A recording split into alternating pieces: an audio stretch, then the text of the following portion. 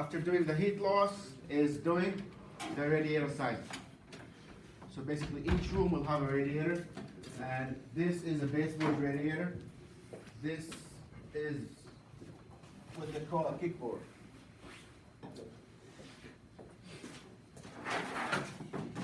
So this will go underneath your kitchen cabinet.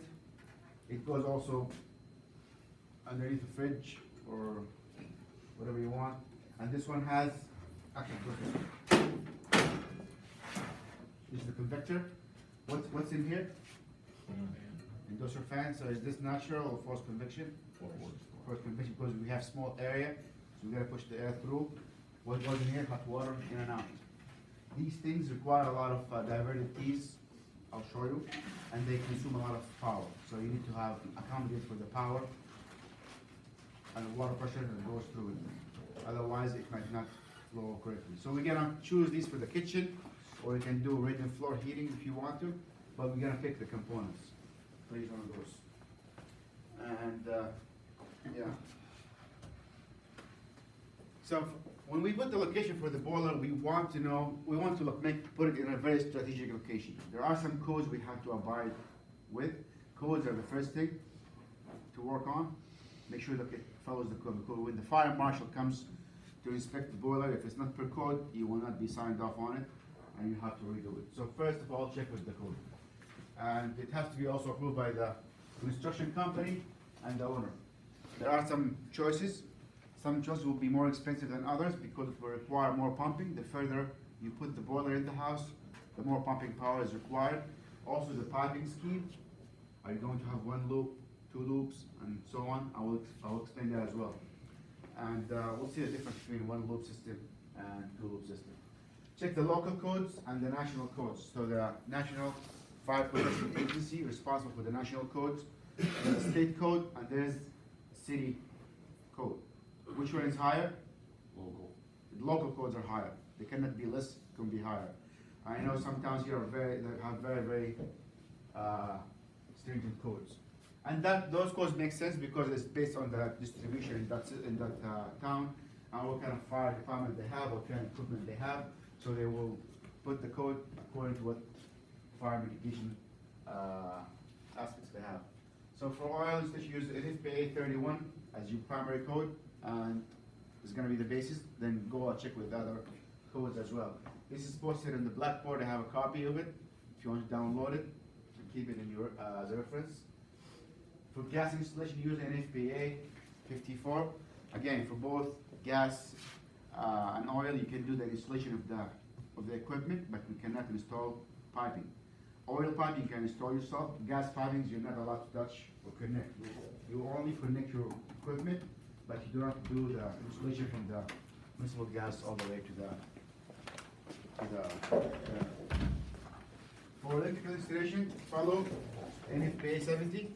Again, who does the electrical installation? A licensed electrician. You can go and double check, but you don't touch anything. Go and double check if something doesn't make sense to you. Go and check with the electrician. They might screw up the wire gauge, the connections, the amperage. What is the amperage circuit? What is the circuit amperage for the boiler? 15 amps. 15 amps. What is the gauge?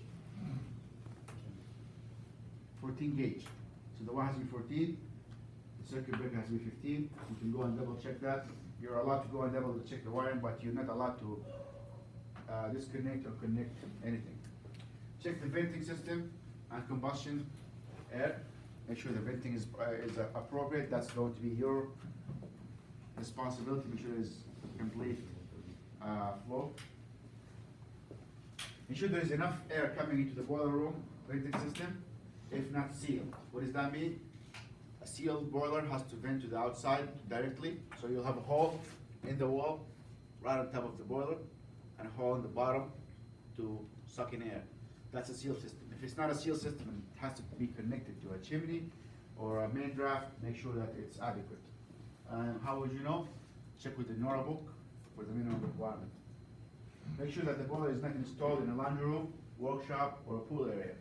The boiler has to be sealed to avoid contamination. So if you are going to install your boiler in a basement, make sure there is enough space and there's venting coming to the basement. If the basement is sealed, where is the boiler going to get combustion air from? So make sure you follow these instructions. A laundry room is not a place for boiler. You will see some people have eliminated the dryer and they put a boiler in there. It's not enough space. Why is that too? Because of confined space. We talked about that. Confined space is 50 cubic feet per 1,000 BTU. So if you have 50,000 BTU, you don't have enough space in a laundry room. That's a big space. Some people try to finish their basement. Oh, I'm gonna finish this basement and put a pool table in it. Okay, great. They put a wall and they isolate the boiler, and that will make the boiler is confined space and not getting enough air. Unless you have a door that has slates in it to allow air to come in. Some code require the boiler is isolated. Check the local codes. In some codes, city codes will require you to have the boiler have its own room with the minimum size and not be interactive with people. So I think Westfield is one of those cities where you have to have a boiler room and a section for the boiler with a wall that people can get in and out to it. Which makes sense in a way because people do not appreciate that you have fire in there. People will store stuff on the boiler, on the burner. I've seen that. People will buy a lot of storage and old bicycle on top of the boiler, and because they do not see the fire, they do not know that there's actually fire in there and it's hot. So, and again, the wires could be fragile and something might fall on the wires or fall on the oil line. If the boiler is venting in a masonry chimney, make sure the chimney is in accord with the National Fuel Gas Code and make sure it's the right size. If it's too large or too small, it might not be adequate to vent. In that case, you might need to put a power venter. A power venter is a regular vent tube with a fan in it that turns on as soon as you turn on the boiler. More codes. Check the foundation where the boiler is placed, that the boiler cannot be installed in a combustible material such as wood or carpet. I've seen that. I've seen carpet around or close to the boiler. That is a no-go. Again, you do understand, people, because they think of it as a box that makes heat. They don't understand that there's actually combustion. I did ask somebody who has an oil boiler and who has boxes on it. You don't know that there's fire in there. No, I think there's like this machine turns oil into heat. How? They don't really fathom that it's actually fire. Some chemistry, some magic. Oil is turned into heat. It's actually fire in there. And for a psychological reason, they don't have a side glass in the boiler because they don't want to see the fire because it will freak people out. So do not put wood or carpeting on it. Do not cover it with fabric. Even in the off season, some people do that. I don't understand why. Provide solid and level foundation for the boiler, preferably a concrete slab that is level. So there's also a pedestal, and it's a good idea because it makes life easier.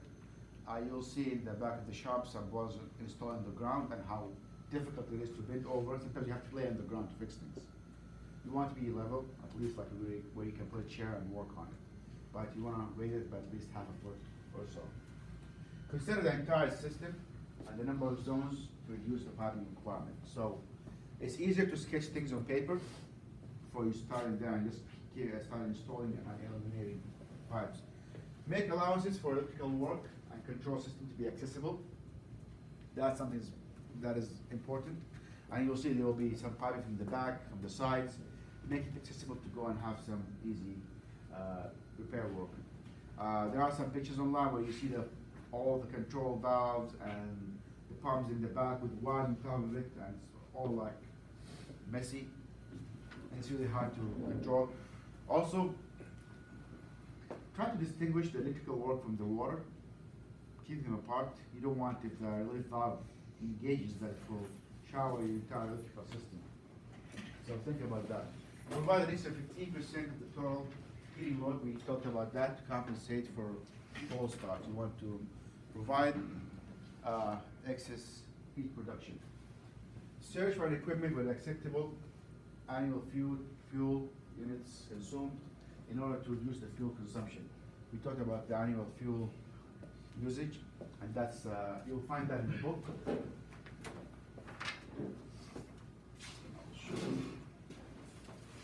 I've been through this once, but I will show it again. What does that mean? And this is important for both gas and oil, because in oil, you will have to, let me finish this slide and I'll talk about it. Check the weight requirement for gravity system. If you make sure the material is full. Yeah, the material cannot be PVC. Should be like tin or steel. You cannot have vent out of PVC. When is the case where you can have vent that are PVC or plastic? Condensing boiler. So condensing boiler is what is the venting for condensing boiler? What is temperature? 5 degrees, 8 degrees. 65, 70. That is very low. So it's not going to cook your pipe over time.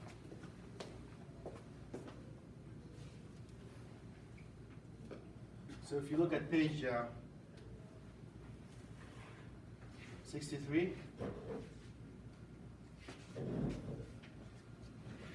can do this equation to be able to estimate the AFU. AFU is annual fuel utilization efficiency, and that's a sticker that you will find on the appliance, which will tell you what is the annual fuel usage. And based on that, you can estimate how much gas you will use or how much oil you need to store for the entire season. And again, you don't want to overstore oil. Why?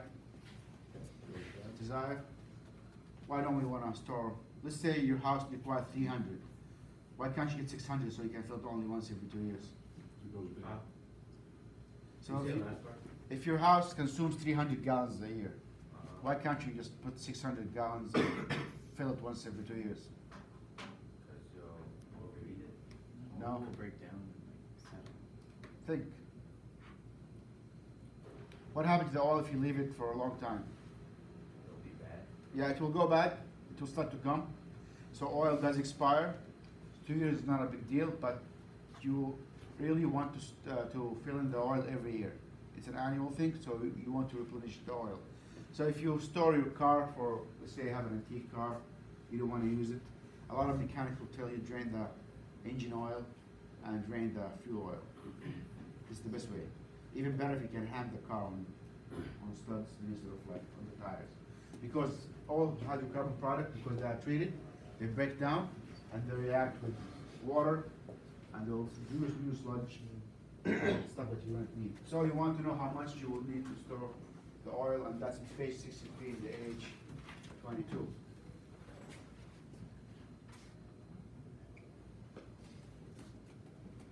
So this is the code about the boiler. Again, boilers are not to be installed in the second or first floor. It has to be in the bottom floor. What about a furnace? Can you store a gas furnace upstairs? No. Why not? Again, it depends on the codes. I've seen it in the attic. I've seen furnaces in the attic for gas. There's no basement. They don't want to put it in the living place, so they put it in the attic. So you can. Gas furnaces are very lightweight compared to water.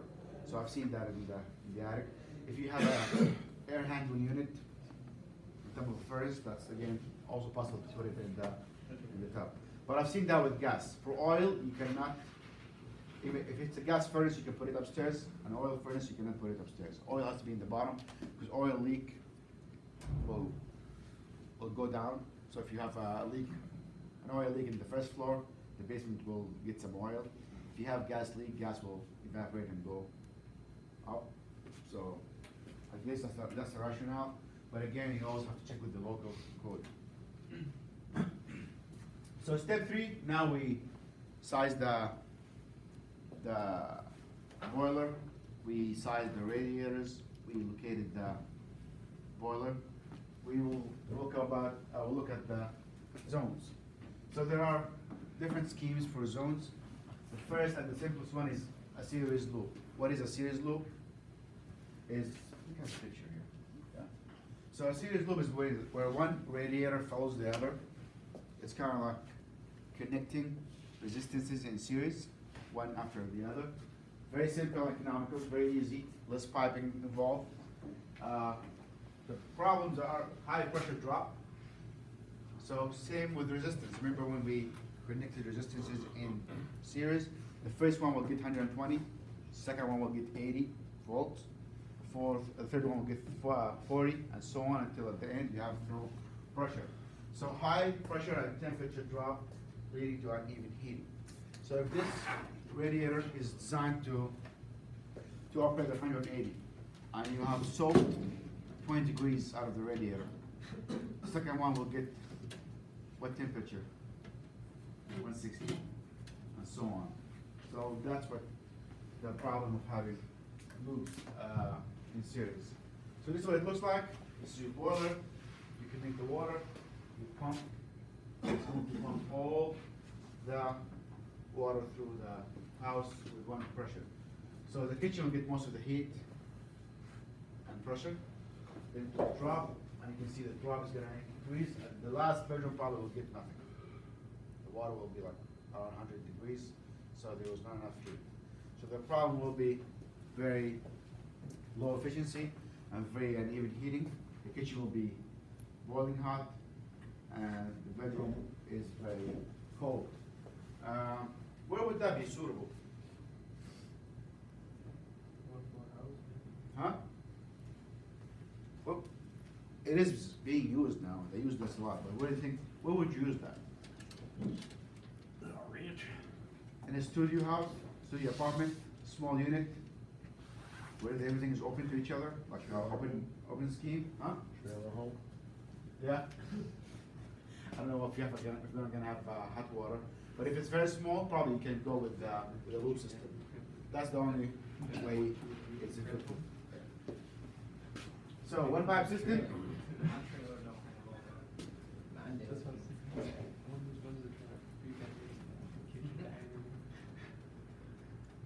One pipe system will have less fittings, which means it's less expensive, quick to install, high pressure drop, larger circulator because circulator has to pump through the entire loop, and at every foot you'll have some pressure drop.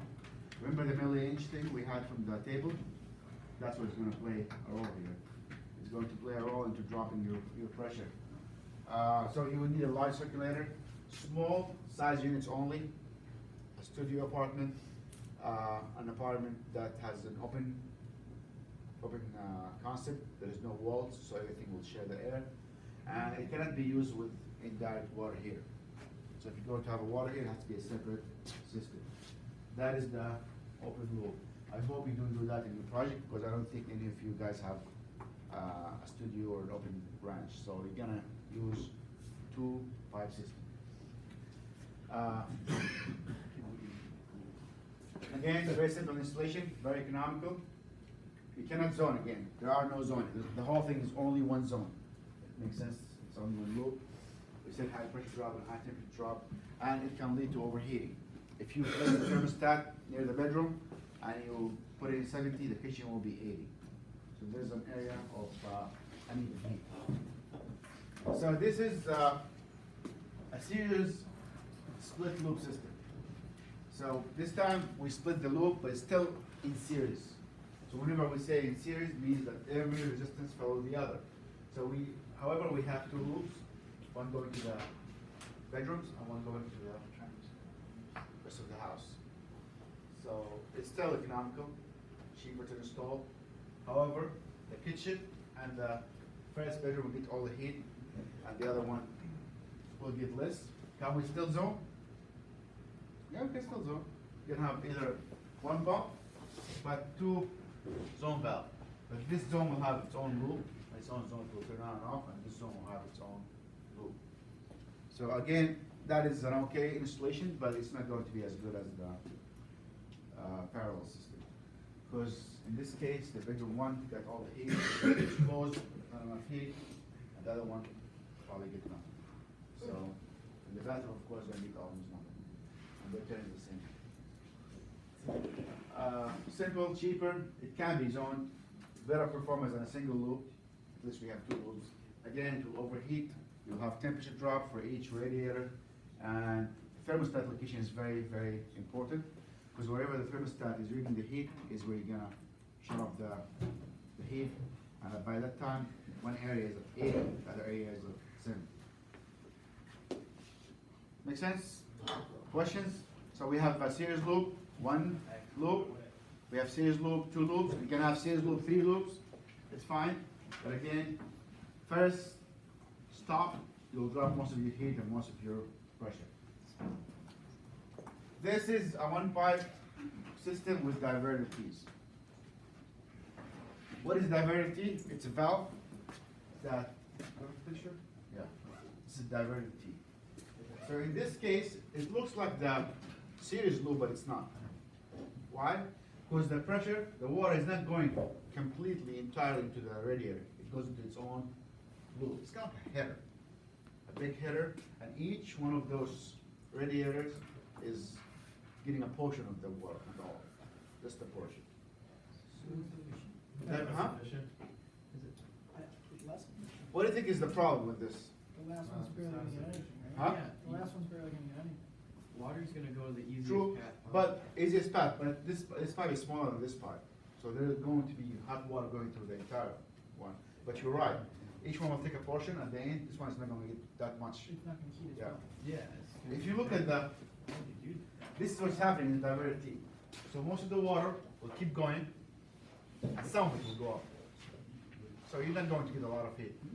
Also the other problem is that nobody will tell you. And a lot of people have issues with installation, and remember that, Bill always talk about that, is when you put diverter tee, thank you. When you put diverter tees, you need a lot of pressure. Because think of the pressure that has to force the water to go through this pipe and up. The pressure drop is tremendous in these diverter tees, so you have to have really strong pump to be able to push the water through the two pipes. So note that.